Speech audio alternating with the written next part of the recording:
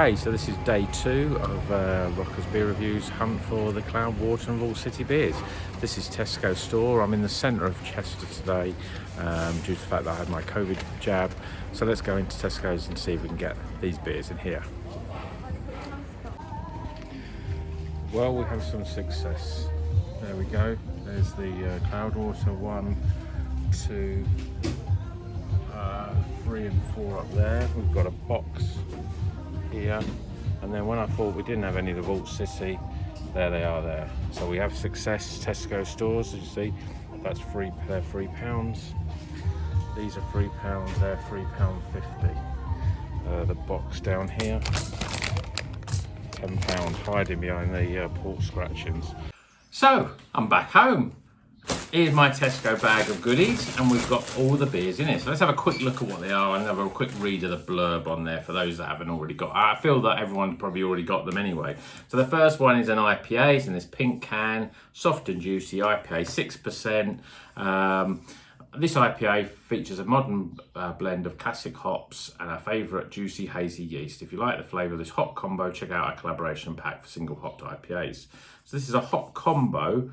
It doesn't actually say what combo of hops it's got in it. It just says it's a hop combo. I expect it to be a citrus, mosaic and Simcoe maybe, but this is, as I said, this is a Cloudwater recipe, but they are actually brewed, as it says here, beer brewed in can in the UK at the Balmacassey Commercial Park, Ellen, Scotland. So actually in Scotland by Brewdog, it's actually brewed. So they take the recipe and obviously probably I don't know if it's their own yeast or the yeast that they use anyway, and Brewdog using that. So they basically, Brewdog are making it for them, and obviously putting the Cloudwater on there. It's quite surprising because you don't see, there's no real Brewdog branding anywhere, obviously apart from the fact that where it was brewed. But even when it says where it was brewed, it doesn't actually say it was brewed at Brewdog. It just says it was brewed and canned in, and we know that's where Brewdog's place is. There's no actual mention of the word Brewdog anywhere on here. So if you're not really know much about it, you'd be thinking that's Cloudwater beer. So it is, but it isn't, if you know what I mean. And this is the IPA. This was, just check that I've got that right. Yeah, £3.50 the IPA. So there's the IPA. I need to probably, I'm not going to be able to show them all there. Then we've got the double dry hop. This is in a sort of red can. Again, this is 5%, so this is a double dry hop pale ale. I'm presuming it's a double drop pale ale, pretty much of the same sort of hops and recipe in it. And again, it's obviously hop by made in Brewdog's distillery there. So that's that one. Distillery? Brewery? Yeah, that's not brewery. Then we've got the pale ale. This is just 3.7%. By the way, the double dry hop pale was £3.50, but this one's £3. This is a pale ale. And again, it says pretty much the same. You know the difference because it's yellow. So that's a yellow one. And then lastly, the individual ones, we've got this one in a sort of, I suppose you sort of an aqua blue. This is the Session IPA, it's 4.5%. So it's going to be quite interesting to see the difference between that, because you've got the Session we got the pale ale first at 3.7, then you go up to the Session at 4.5, then the double dry hop pale ale at 5, and then the IPA at 6. So they're sort of right sort of level. And then the other thing that we've got is this box. So this was £10. You get 4 beers in here. It's called an IPA. They're all IPAs. They're collaboration packs. You've got Embracing Otherness, which is 6%. One Way or the Other, 6%. Free Your Mind, which is a zero alcohol, 0.5%. And Our Love Feels the Air, another 6%. They're slightly different recipe. They're all canned as well in Ellen in Scotland at Brewdog. It's interesting. It says they're canned, not actually made, but I'm sure they are made. I don't know whether they are made. I presume they are actually probably made at these breweries. So so we've got each of those individuals. I'm seeing if we got, so each one's got a little bit of blurb on the outside of it. Doesn't really tells us a little bit about the brewery. So queer breweries are queer owned. not really PC, is it? You're calling that, which is provides visibility and representation for the LGBTQ plus people, using beer as a vehicle for social change, raises money for those sort of charities. So that's Lily Waite and Charlotte Marsden that are part of that. Then you've got Echo Breweries, a London-based African-inspired brewery. This is Anthony Adedipe and Helena Adedipe. So they're obviously, I don't know if they're sisters or brother and sister or husband and wife.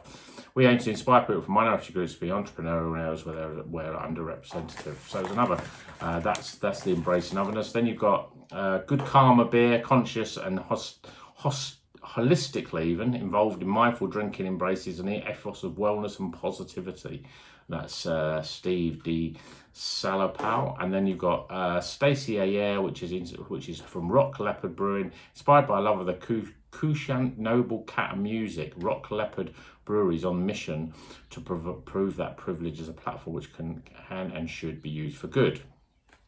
So it all sounds good and all sounds very, I think they're obviously trying to say that, buy this beer is a good thing, money will drip down into those charities and into those sort of areas and into those sort of, I suppose, to some extent, you're looking at different breweries that are smaller and trying to do good, they're almost like socially conscious breweries. Which is weird when you look at, Brewdog are very much behind that. They like to do things like plant a tree every time a beer is sold. I'm not sure about Cloudwater in terms of what they do and where their involvement is, but they're using the Cloudwater branding. That's pretty good. So that's the Cloudwater lot. Then we've got two from Vault City, and these ones I'm probably more excited about really because I've had one Vault City beer, and I feel a bit guilty that I've only had one. But the main reason is that they're quite expensive. You can pay £7 or £8 for a free, usually about free 80ml bottles. These are actually free 30ml, but £3. So we've got a raspberry sour, which again, Vault City do great sour beers. I had the apple maple pecan. It was superb, really good. Wanted more of it. It would be great to, but I'm not paying £7 or £8 for a small bottle of beer. It just seems a bit expensive. But £3. Even some people, £3 might be expensive for a small bottle of beer, but there's a lot of good fruit goes into this. I'm still thinking these are healthy beers. And these are Vault City are based up in Edinburgh. So this is a raspberry sour. It pretty much says what it's got on the bottle there. It's raspberry, and then we've got a tropical sour. This one is the raspberry sour is 5%. The tropical is 5.2. Tropical. Does it say what? It says it's got malted barley, guava, passion fruit, pineapple, wheat, and oats. Pineapple, passion fruit, and guava. I reckon that I'm really looking forward to these, and I hope these are good. I sort of was in two minds whether I should buy a couple of these because I'm worried that they're not going to they'll get sold out really quickly. But I just went for one each of everything. So. And what happened? And these are £3. Yeah, so I just said that. The other thing is, I came out of the shop in the earlier video, and I was so happy that I'd got all of these, and I put them all in my bag and came out and went. I saw another beer there that I should have got. I saw the Brew by Numbers new one, and I basically saw that before I stuck the camera on, and completely forgot about it. Completely forgot to put it in the in my trolley. So. That is another new one. I don't know many people are out, but the Brew by Numbers, they've got a new one. It's a bit different than the Sainsbury's one. It's basically obviously all their cans look very similar. It's a black can with yellow lettering, I think it is. No, green lettering, I think it is. So that's another one to watch out for. Still didn't see the Salt versus Brewdog. I don't even know if that actually exists. I know people have got it in Scotland.